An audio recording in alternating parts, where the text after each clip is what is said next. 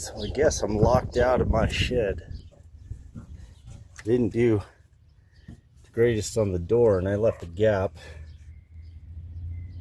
Now I have residents. And I'm gonna let them live here for a while and move on with life.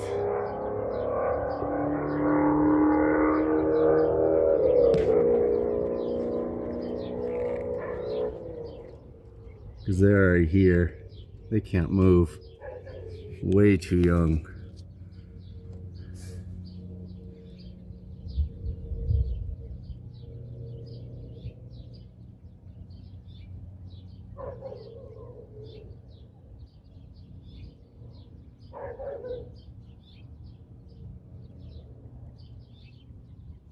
I'm gonna build them a birdhouse for next year.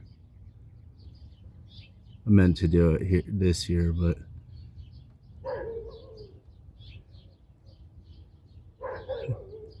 these little guys.